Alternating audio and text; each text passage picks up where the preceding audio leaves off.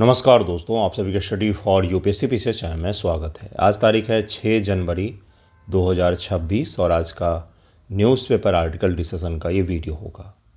आज के वीडियो हम लोग क्या सब पढ़ने वाले हैं, तो कल का एक टॉपिक है। कल मैंने बताया था कि भारतीय सेना की एक नई यूनिट है, एक नया बटालियन कह सकते हैं इसको, जिसको भैरवा नाम दिया गया है या भैरव आप कह सकते हैं। इसके बारे में ज़रा समझेंगे कि किस प्रकार से नए वॉरफेयर में, तकनीक के युद्ध में किस प्रकार से ये सहायक होगा। दूसरा जो टॉपिक हम लोग अध्ययन करेंगे वो है ग्रीनलैंड के बारे में, क्योंकि ट्रंप ने अब अगला जो धमकी है वो ग्रीनलैंड को लेकर के दिया है कि हम जल्द ही इसको भी मिला लेंगे। और एक और टॉपिक होगा जो नॉर्थ ईस्ट में अरुणाचल प्रदेश में एक फेस्टिवल मनाया गया है, उसके बारे में पढ़ेंगे। और एक भारतीय नेवी के, भारतीय कोस्ट गार्ड के एक शिप के बारे में पढ़ेंगे। भारतीय कोस्ट गार्ड के एक शिप के बारे में पढ़ेंगे जो पॉल्यूशन से निपटने के लिए बनाया गया है। तो इन सब टॉपिक को अगर कंप्लीट करेंगे, फिलहाल देखिए हेडलाइन क्या है। हेडलाइन है कि ट्रंप जो हैं वो बार बार भारत की बेइज्जती करते रहते हैं, जिसमें उन्होंने कहा है कि आपको, मतलब प्रधानमंत्री जी का नाम लेते हुए, कि उन्हें पता था कि मैं खुश नहीं हूं और मुझे खुश करने के लिए उन्होंने रूस के साथ तेल लेना कम कर दिया है, रूस के से तेल लेना कम कर दिया है। तो एक छोटा सा बयान नहीं होता है। भारतीय विदेश नीति इस प्रकार से हो गया है कि एक व्यापार डील के पीछे हमने अपनी पूरी इज्जत लगा दी है। कोई कुछ भी बोलता, हम एक सही जवाब तक नहीं दे पाते हैं। इस प्रकार की हमारी विदेश नीति हो गई है। गलत को गलत, सही को सही भी नहीं कह पा रहे हैं। गजा में छोटे छोटे बच्चों का नरसंहार होता है, वहाँ पर भी हम चुप रह जाते हैं। यूक्रेन और रूस के मामले में भी चुप रह जाते हैं। ताइवान और चीन के मामले में भी चुप रह जाते हैं, एक शब्द नहीं बोलते हैं हम। उसके साथ ही अमेरिका ने जब वेनेजुएला के राष्ट्रपति को किडनैप कर लिया, उस मामले में भी हम चुप रह जाते हैं। हमारी चुप्पी पूरी दुनिया को दिख रही है। इसके कारण से जब हमारे साथ कुछ होता है तो भी सब लोग चुप रह जाते हैं, कोई कुछ भी बयान नहीं देता हमारे पक्ष में। तो इस प्रकार की भारतीय विदेश नीति हो गई है, जिसमें धार नहीं है, जो धार विहीन मानी जा रही है। ऐसा मैं नहीं कह रहा हूँ, ऐसा क्रिटिसिज्म में बहुत सारे एक्सपर्ट महोदय कह रहे हैं। खैर, इसको देखेंगे आज हम लोग कि ट्रंप क्या कह रहे थे और ग्रीनलैंड का इशू क्या है। दरअसल में कह रहे थे कि भारत ने व्यापार समझौता के कारण रूस से तेल लेना कम कर दिया और हमें खुश करने की कोशिश कर रहा है, जिससे हम खुश होकर के उसके ऊपर से टैरिफ कम कर दें।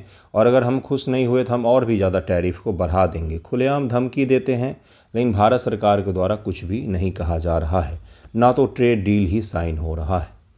ज़रा समझते हैं आज के पहले टॉपिक को, भैरव को, उसके बाद से अगले टॉपिक पर चलेंगे। उससे पहले बता देता हूँ 10 जनवरी से आंसर राइटिंग शुरू कर रहा हूँ मैं, जिसमें आप जुड़ सकते हैं 72 बीपीएससी के लिए। GS2 से पॉलिटी से शुरू करूँगा मैं, बेसिक से शुरू करेंगे। पॉलिटी के टारगेटेड टॉपिक वाइज हम लोग इसको करेंगे। जुड़िएगा अगर आपको जुड़ना हो तो। देखिए पहला टॉपिक क्या है आज।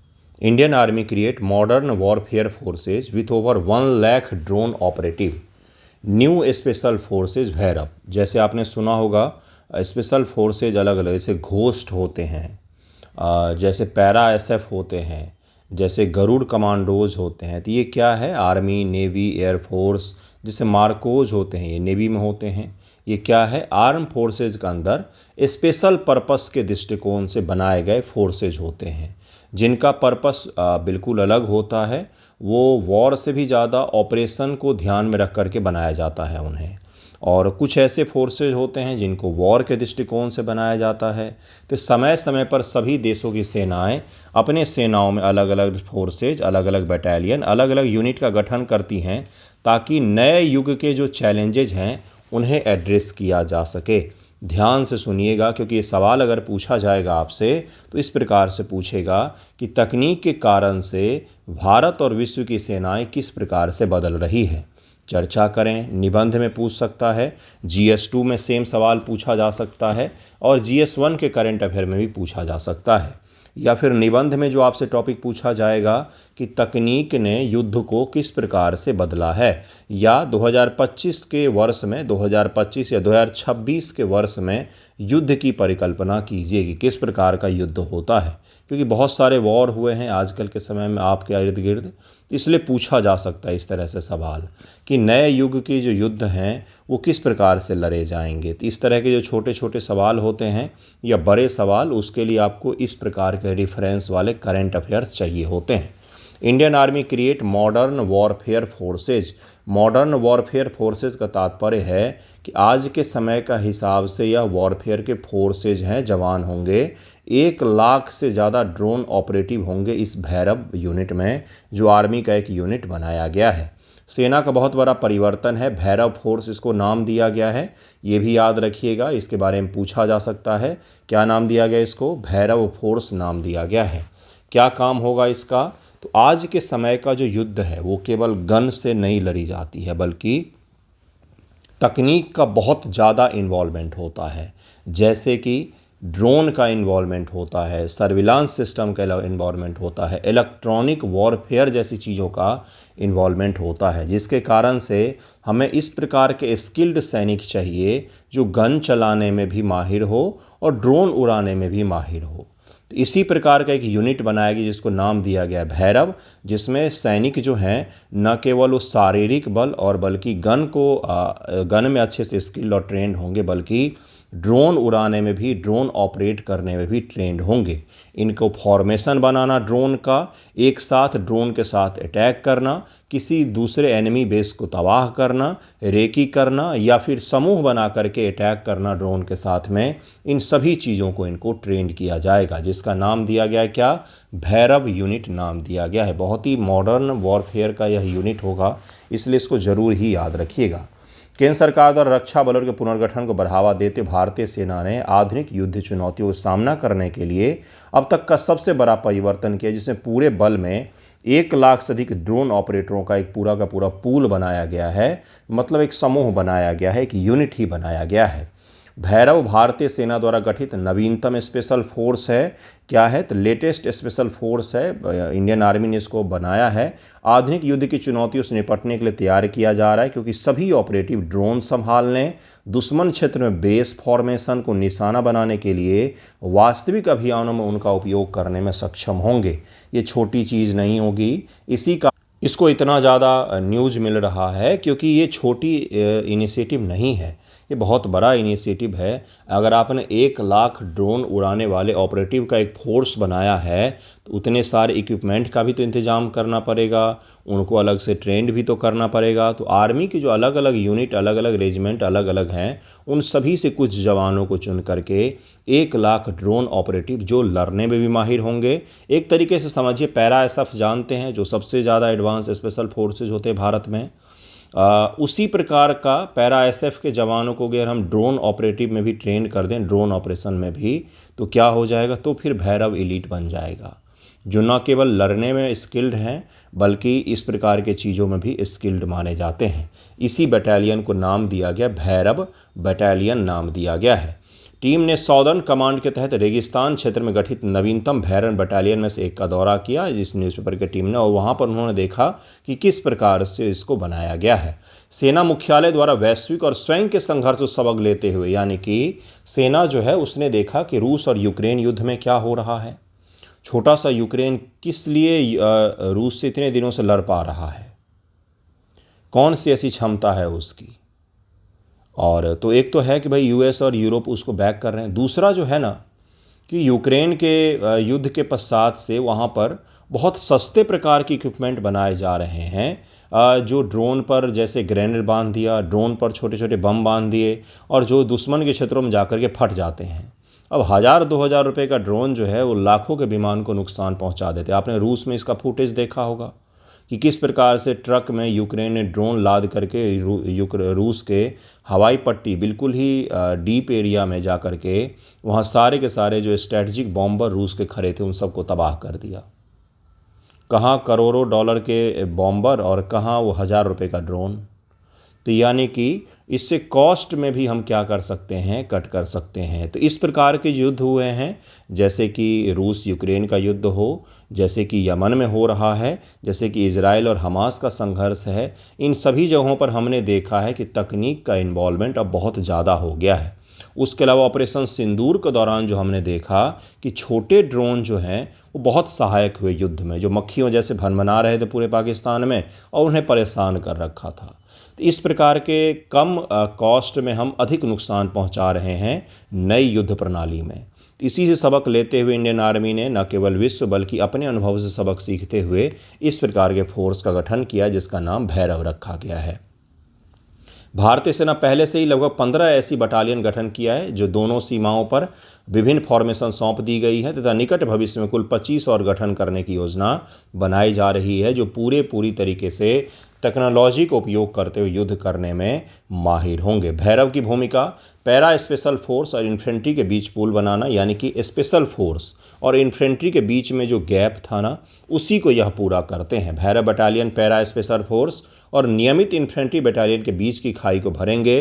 भैरव को सामरिक से परिचालन गहराई तक स्पेशल ऑपरेशन करने का कार्य सौंपा जाएगा, यानी कि हर प्रकार के चीज़ों के लिए ट्रेंड होंगे। न केवल स्पेशल ऑपरेशन कर सकते हैं, एनिमी बेस को तबाह कर सकते हैं, अलग अलग फॉर्मेशन में युद्ध लड़ सकते हैं, बल्कि आने वाले जो इलेक्ट्रॉनिक युद्ध होगा उसमें भी ये सहायक साबित होंगे। इसके बारे में ज़रूर याद रखिएगा।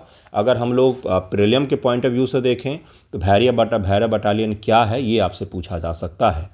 मेंस के पॉइंट ऑफ व्यू से देखें तो आजकल के बदलते समय में युद्ध में किस प्रकार से भारत सरकार अपनी रणनीति बदल रही है तो उससे सवाल पूछ सकता है। और अगर इंटरव्यू के दृष्टिकोण से देखें तो इलेक्ट्रॉनिक या फिर नए वॉरफेयर में भारत किस प्रकार से आगे बढ़ रहा है, इसमें 4 से 5 पॉइंट आपको तैयार करने पड़ेंगे। वहीं पर निबंध में जो है वो आज के समय का युद्ध ज़्यादा विध्वंसक हो गया है, तो इस प्रकार से आपसे टॉपिक पूछा जा सकता है।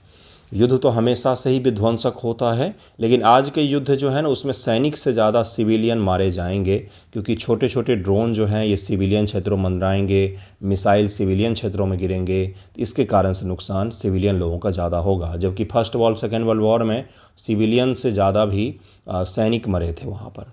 नेक्स्ट टॉपिक देखिए क्या है कि वी नीड ग्रीनलैंड।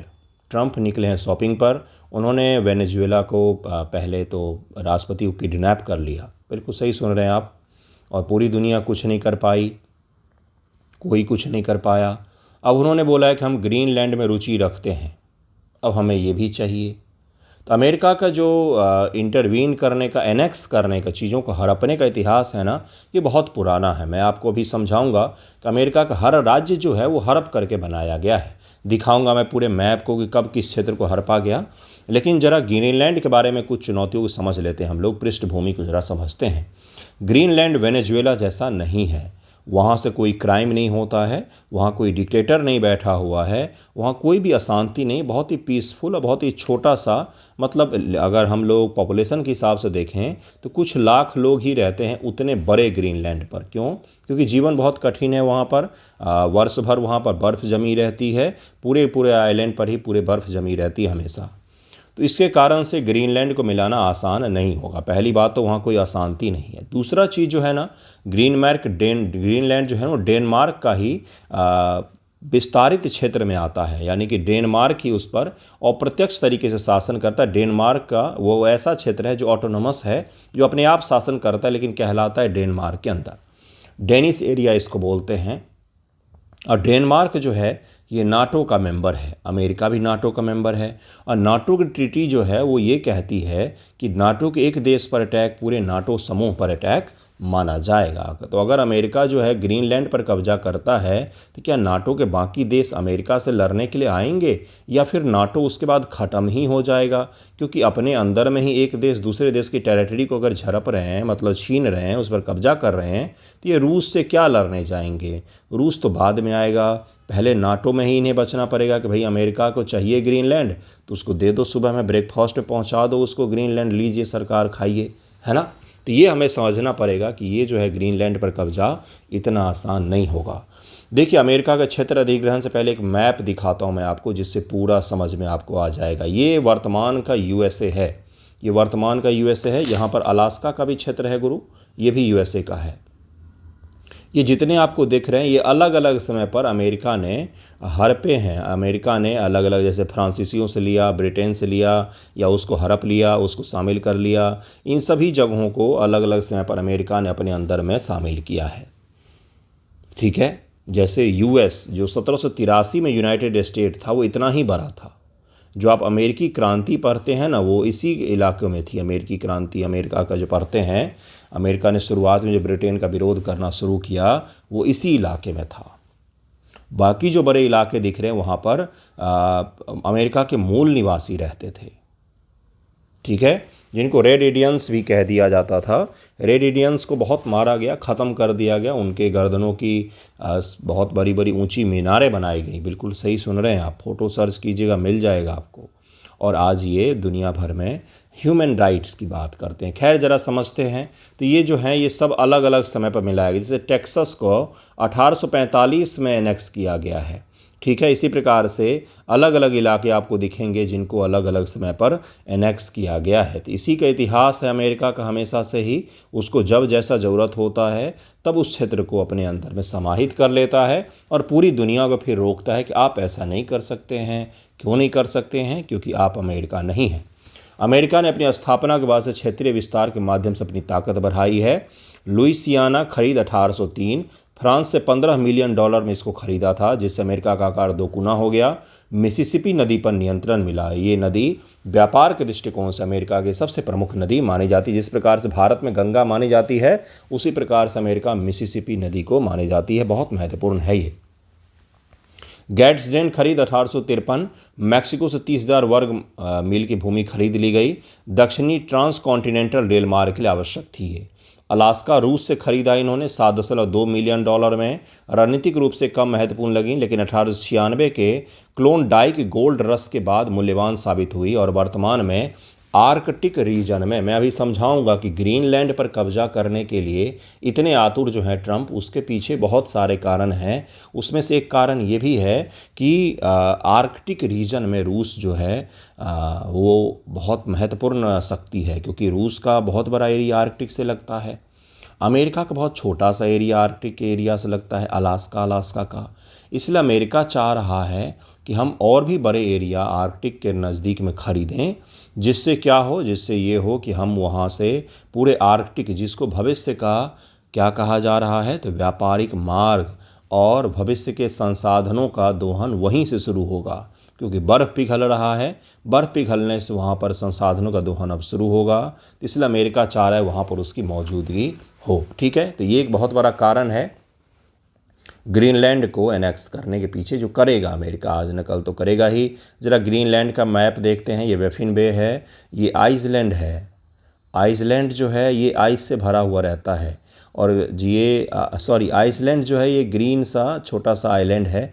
अच्छा है, मतलब लिविंग है, यहाँ पर कई सारे आबादी रहती है और अच्छा देश, खुशनुमा माना जाता है। जिसका नाम ग्रीनलैंड है, वास्तविक तौर पर ये हमेशा आइस से भरा रहता है। विरोधाभास है इन दोनों के नाम में। जिसका नाम आइसलैंड है वो ग्रीनरी है वहाँ पर, और जिसका नाम ग्रीनलैंड है वहाँ केवल बर्फ़ ही बर्फ़ है। खैर जरा आ जाते हैं। ग्रीनलैंड बहुत ही बड़ा एक आइलैंड है जो कनाडा के पूरब में स्थित है। ये अटलांटिक महासागर के उत्तर में स्थित है और आर्कटिक महासागर अटलांटिक के बीच में यह स्थित है। इतना सारा क्लियर हो गया। अमेरिका को यही चाहिए ग्रीनलैंड। उसने बोला है कि हमारे नेशनल सिक्योरिटी के लिए आवश्यक है कि हम ग्रीनलैंड पर कब्जा कर लें। भारत की नेशनल सिक्योरिटी के लिए आवश्यक है कि भारत मालदीव पर कब्जा कर ले, क्योंकि इंडियन ओशन हमारा हो जाएगा। भारत की नेशनल सिक्योरिटी के लिए आवश्यक है कि हम पीओके से अफ़गानिस्तान वाले रास्ते पर कब्जा कर लें, क्योंकि पाकिस्तान ने हमारे वेस्टर्न बॉर्डर को ब्लॉक कर रखा है डिवीज़न के बाद से ही। नहीं तो अभी तक हम ब्रिटेन तक, फ्रांस तक रेल मार्ग बिछा चुके होते। अगर पाकिस्तान नहीं होता तो आसानी से आप अमृतसर में ट्रेन में बैठते और फ्रांस में ट्रेन से उतरते, है ना। लेकिन वो चीज़ संभव नहीं हो पाया। तो क्या भारत की नेशनल सिक्योरिटी के लिए आवश्यक है तो भारत कब्जा कर ले? नहीं कर सकता, क्योंकि हम अमेरिका नहीं हैं। यही है ग्रीनलैंड, यही ग्रीनलैंड जो डेनमार्क का आधिपत्य एरिया है, डेनमार्क का आधिपत्य एरिया इसको माना जाता है। ग्रीनलैंड उत्तरी अटलांटिक महासागर दुनिया का सबसे बड़ा द्वीप है, डेनमार्क का स्वायत्त क्षेत्र है। अमेरिका की रुचि इसकी आर्कटिक स्थिति, संसाधन सबसे मुख्य यही है, सबसे बड़ा पैसा और संसाधन। दरअसल में दुनिया को ऐसा महसूस होता है, आपको और हमें महसूस होता है कि हम जिसे वोट कर रहे हैं वो हम पे शासन कर रहे हैं, लेकिन हम जिसे वोट करते हैं ना, उसके पीछे कोई धन्ना सेठ बैठा होता है। दरअसल में शासन उसी का हो रहा होता है। वो अगर ट्रंप को बोलेगा कि भाई साहब ग्रीनलैंड लो, वहाँ से बहुत सारा संसाधन मिलेगा जिससे देश की एनर्जी और देश की आने वाली ज़रूरतें पूरी होंगी। दरअसल वो ज़रूरतें उस उद्योगपति की पूरी हो रही होती है, ट्रिलियन डॉलर और उनके बढ़ जाते हैं, तो फिर अमेरिका के राष्ट्रपति चले जाएंगे ग्रीनलैंड पर कब्जा करने के लिए। जैसे ही उनको पता चलता है कि वेनेजुएला का तेल जो है वो हमारे लिए अब ज़रूरी हो गया है, अगले 800 वर्षों तक अमेरिका की तेल की पूर्ति कर सकता है वेनेजुएला। कितने 100 वर्षों? 800 वर्षों। तो पूरे दुनिया को रिन्यूएबल एनर्जी का घुट्टी पिलाने के बाद हमें तेल की ही आवश्यकता पड़ेगी, तो तेल लेने के लिए अमेरिका के राष्ट्रपति वेनेजुएला चले जाएंगे। तो ऐसा ही दुनिया चलता है। आपको लगता है कि हम लोकतांत्रिक देश हैं, हम अपने नेता हम पर शासन कर, ऐसा कुछ भी नहीं होता है। उनके पीछे जो बैठे हैं ना, वो जो बोलेंगे वही नीतियाँ बनेंगी, वही कब्जा किया जाएगा। तो अमेरिका को अब किसी ने बोला कि भाई ग्रीनलैंड ले लो, क्योंकि वहाँ पर बहुत सारा संसाधन है और रेयर अर्थ मेटल है जो मॉडर्न टेक्नोलॉजिकल जो हमारे युग होंगे आने वाले समय में, उसके लिए बहुत आवश्यक होगा। तब वो चले लेने। क्या क्या है वहाँ पर? बहुत सारा चीज़ है, कोयला, सोना, चांदी, तांबा, सीसा, जिंक, ग्रेफाइट, संगमरमर। माना जा रहा है कि चीन के बाद कहीं पर वाकई अगर रेयर अर्थ एलिमेंट्स है तो ग्रीनलैंड में है, बहुत ज़्यादा है। तो चूँकि चीन जो है वो रेयर अर्थ एलिमेंट पर एकाधिकार हासिल करना चाहता है, इसलिए चीनी कंपनियों ने भी ग्रीनलैंड में निवेश करने का प्रयास किया। उन्होंने वहाँ पर 2 हवाई पट्टी निर्माण करने का प्रयास किया, लेकिन अमेरिका के इन्फ्लुएंस के कारण वो निर्माण नहीं हो पाया। अब अमेरिका चाह रहा है कि ग्रीनलैंड उसमें शामिल हो जाए, जिससे चीन पर निर्भरता पूरे विश्व की और रेयर अर्थ एलिमेंट्स इत्यादि को लेकर के पूरी तरीके से ख़त्म हो जाए। आर्कटिक एरिया है, उसमें भी अमेरिकी प्रभुत्व हासिल हो जाए। तो ये सब कुछ मुख्य कारण है। ट्रंप ने इसे खरीदने की इच्छा जताई है, जो अमेरिका के ऐतिहासिक विस्तार पैटर्न से मेल खाती है। ग्रीनलैंड प्रमुख पर्वत श्रृंखलाएं, वॉटकिंग्स रेंज, सेंटोनिंग आल्प्स, नदियाँ बोर्गलूम, मोजोरकाक, ये सब नदियाँ हैं वहाँ की जो बर्फ़ से हमेशा ही लदी रहती हैं। उसमें वर्ष के बहुत कम समय होता है जब वो नदियाँ वहाँ पर नदियाँ होती हैं, नहीं तो बर्फ़ की चट्टानें होती हैं वो। ट्रंप के हालिया बयान, उन्होंने बोला कि मैं राष्ट्रीय सुरक्षा के दृष्टिकोण से ग्रीनलैंड की आवश्यकता है। जब उन्हें ओसामा बिन लादेन नहीं, सद्दाम हुसैन को पकड़ना था, मारना था, तो सारे मीडिया और सारे कॉरपोरेट ने एक साथ बोलना शुरू किया कि वेपन ऑफ मास डिस्ट्रक्शन है सद्दाम हुसैन के पास। और फिर बाद में बोला गया कि ऐसा कोई हथियार नहीं था। अमेरिका, फ्रांस, ब्रिटेन, नाटो ने अटैक कर दिया था सद्दाम हुसैन पर और उसको मार दिया, फांसी चढ़ा दिया। ठीक है, जब उन्हें लीबिया पर कब्जा करना था तो तेल के लिए ही था सारा युद्ध ही। तो उन्होंने कहा कि लीबिया एटॉमिक हथियार बना रहा है। गद्दाफ़ी के समय तक लीबिया पर ऋण 0 रुपये था। बहुत ही स्टेबल और एजुकेटेड देश माना जा रहा था, जिसके उद्योग धंधे सही थे। लिटरेसी रेट उसका काफ़ी हाई था, लोगों का जीवन स्तर काफ़ी सही था। लेकिन उस पर आरोप लगाया गया कि एटॉमिक हथियार बना रहा है और उस देश को तबाह कर दिया गया। तो इसी प्रकार से वेनेजुएला के राष्ट्रपति जो हैं उनको कहा जा रहा है ड्रग टेररिस्ट। अब कल को ग्रीनलैंड के लिए कोई नया शब्द आएगा, पूरी दुनिया में फैलाया जाएगा और उसको सब मान लेंगे, फिर ग्रीनलैंड अमेरिका का हो जाएगा। अमेरिका का होते ही सारी समस्याएं ख़त्म हो जाती हैं। और दावा किया कि यूरोपीय संघ को भी अमेरिकी नियंत्रण की ज़रूरत है। उन्होंने ग्रीनलैंड के लिए विशेष दूत नियुक्त किया है, जिससे डेनमार्क नाराज़ हो गया है। उन्होंने कहा कि भाई ग्रीनलैंड को भी हमारी ज़रूरत है, यूरोपीय यूनियन को भी हमारी ज़रूरत है और हमारे राष्ट्रीय सुरक्षा के लिए ग्रीनलैंड बहुत आवश्यक हो गया है। अमेरिका को किससे खतरा है? अमेरिका दुनिया में नेचुरली सबसे सिक्योर देश है, जिसके चारों तरफ केवल महासागर और उत्तर में कनाडा जैसा फ्रेंडली देश और दक्षिण में मैक्सिको जैसा छोटा देश है जिसको कभी भी कुचल सकता है वो। इसलिए वो नेचुरली बहुत ही सेफ देश है। इसलिए उसके लैंड पर आज तक कोई अटैक नहीं हुआ बाहर से। सारे दुनिया में अमेरिका ने युद्ध लड़ा, लेकिन अमेरिका में अमेरिकी लोगों के अलावा किसी ने युद्ध नहीं लड़ा। अमेरिकी गृह युद्ध के अलावा कोई यहाँ पर युद्ध नहीं लड़ेगा। एक गोली बाहर से फायर आज तक नहीं हुआ है। डेनमार्क के प्रधानमंत्री ने कहा कि ये गलत होगा, हम अपना एक स्वायत्त देश है और स्वायत्त ही रहना चाहेंगे। उन्होंने कहा कि हम इस तरह के धमकियों से नहीं डरते, दबाव देना बंद कीजिए, ये सही नहीं होगा अमेरिका और डेनिश के मतलब डेनमार्क के संबंधों के लिए। ग्रीनलैंड की आर्कटिक स्थिति अमेरिका को रक्षा और संसाधन पहुंच प्रदान करती है, जो उच्च तकनीकी क्षेत्र के लिए महत्वपूर्ण है, जो हाईटेक सेक्टर के लिए बहुत महत्वपूर्ण है। रेयर अर्थ एलिमेंट्स जिसको कहा जाता है, इसके अलावा सोना, तांबा, कोयला, जो ऊर्जा और टेक्नोलॉजिकल डेवलपमेंट के लिए बहुत आवश्यक है। ट्रंप ने इसे सैन्य रणनीति से जोड़ा। पर्यावरणीय रूप से जलवायु परिवर्तन से बर्फ पिघलने के लिए नए संसाधन उजागर हो रहे हैं। जलवायु परिवर्तन का बेनिफिट भी है। जलवायु परिवर्तन युद्ध को भी बढ़ावा देगा। उसी का यह प्रमाण हो गया कि जलवायु परिवर्तन के कारण से ग्रीनलैंड और आर्कटिक एरिया के बर्फ़ पिघल रहे हैं। वहाँ पर बर्फ़ की मोटाई कम हो गई। उस मोटाई के कम होने के कारण से क्या हो रहा है, अब वहाँ पर खनन शुरू होगा और उस खनन के जरिए क्या होगा, तो टेक्नोलॉजिकल एडवांसमेंट किया जाएगा। इराक पर जब इराक जो पहले देश था, वहाँ पर तेल निकालने का काम वहाँ की सरकारी कंपनी केवल करती थी, जिससे सारा पैसा वहाँ के सरकार को जाता था। जब अमेरिका ने उस पर कब्जा किया तो उसके बाद उसके तेल विभाग को प्राइवेटाइज कर दिया गया। अब वहाँ पर बड़ी बड़ी जो कंपनी है अमेरिकी, सेवरॉल, एनेक्स मोबिल इत्यादि इत्यादि जो बड़ी बड़ी कंपनी आप सुनते होंगे, वो सब कंपनी अब वहाँ पर तेल निकालती हैं और बेचने का काम करती हैं। तो सबसे ज़्यादा क्या है भाई, रुपया।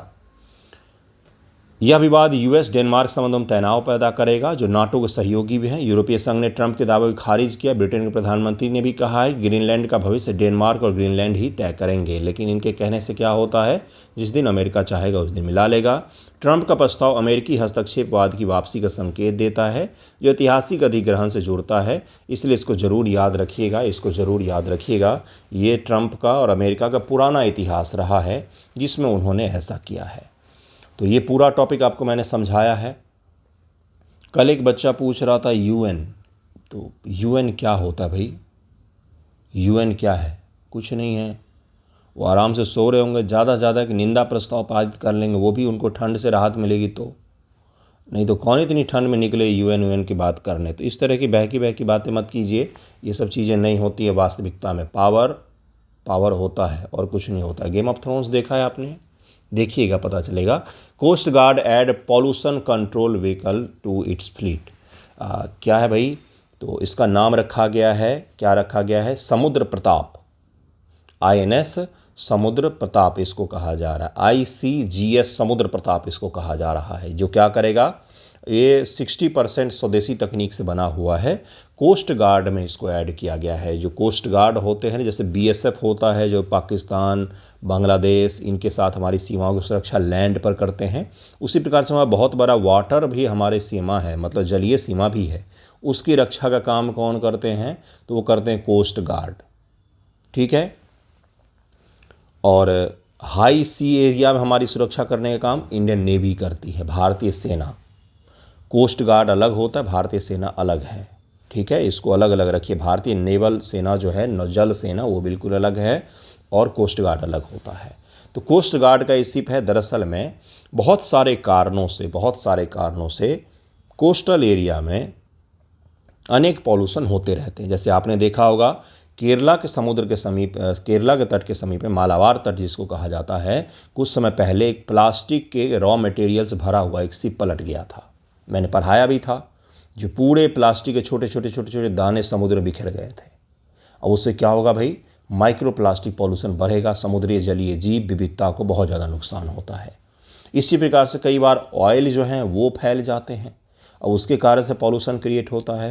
तो उसी को ध्यान में रखते हुए कोस्ट गार्ड का ये व्हीकल बनाया गया है, जिसका नाम है ICGS समुद्र प्रताप, इसको नाम दिया। इंडियन कोस्ट गार्ड शिप समुद्र प्रताप इसको नाम दिया गया, समुद्र प्रताप इसको नाम दिया गया। ज़रूर याद रखिएगा, ये पूछा जा सकता है प्रीलिम एग्ज़ाम में, ये पूछा जाएगा आपसे PT एग्ज़ाम में, कि हाल ही में चर्चा में रहा ICG यानी कि इंडियन कोस्ट गार्ड शिप जो है समुद्र प्रताप क्या है। रक्षा मंत्री राजनाथ सिंह ने सोमवार को भारतीय कोस्ट गार्ड शिप समुद्र प्रताप को कमीशन किया, जो भारतीय कोस्ट गार्ड के लिए 2 स्वदेशी रूप से डिजाइन किए गए प्रदूषण नियंत्रण पोतों में से पहला है ये, 2 डिजाइन किए जाएंगे, उसमें से पहला है ये। यह पोत गोवा शिप बिल्डर्स लिमिटेड द्वारा निर्मित है। कोस्ट गार्ड के बेड़े में अब तक का सबसे बड़ा जहाज होगा ये, इसको शामिल किया गया। यह समुद्र प्रताप 60% से अधिक स्वदेशी तकनीक से बना हुआ है। पोत उन्नत प्रदूषण पहचान प्रणाली यानी कि प्रदूषण को ट्रैक करना, विशेष प्रदूषण प्रक्रिया नौका, एडवांस पॉल्यूशन डिटेक्शन सिस्टम, आधुनिक अग्निशमन उपकरण यानी कि कहीं पर आग वाग लग जाए किसी जहाज में, विमानन सुविधाओं सुसज्जित है जिसमें एक हेलीकॉप्टर हैंगर भी शामिल है, हेलीकॉप्टर उस पर लैंड कर सकता है, जो इसे खराब समुद्री स्थितियों में भी संचालन में सक्षम बनाता है और आसानी से इस प्रकार के जो आपदा हमारे सीमाओं में घटित हो जाते जलीय सीमा में, उससे निपटने में यह व्हीकल माहिर होगा और इसी के कारण से इसको बनाया गया है। राजनाथ सिंह जी ने कहा कि इसके कारण से बहुत सारे समुद्र की जैव विविधता को हम सुरक्षित रख पाएंगे और उसमें मदद मिलेगा हमें। बहुत ज़रूरी चीज़ था, बहुत पहले से हमारे पास होना चाहिए था, क्योंकि हाल के वर्षों हमने कई सारी ऐसी आपदाएं देखी हैं जिससे हमारे कोस्टल एरिया में बहुत भारी स्तर के पॉल्यूशन क्रिएट हो गए हैं।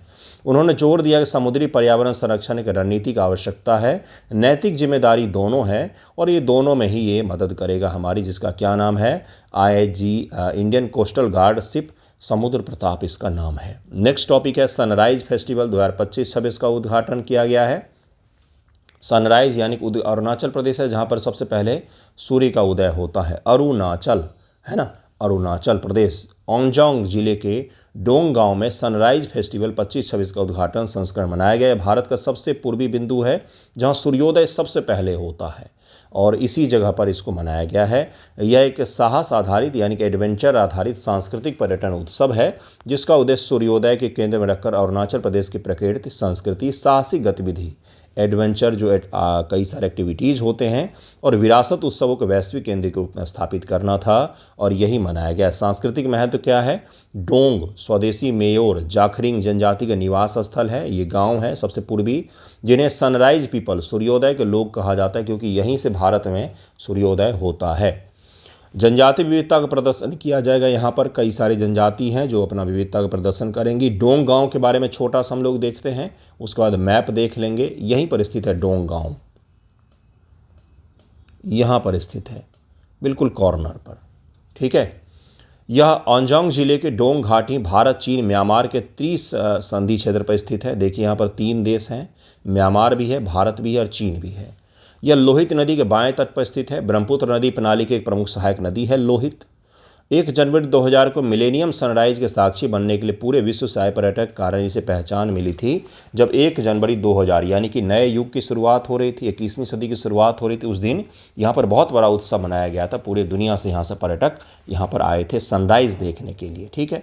इसको ज़रूर याद रखिएगा। आज का वीडियो यहीं पर एंड होता है। थैंक यू सो मच आप सभी का वीडियो देखने के लिए।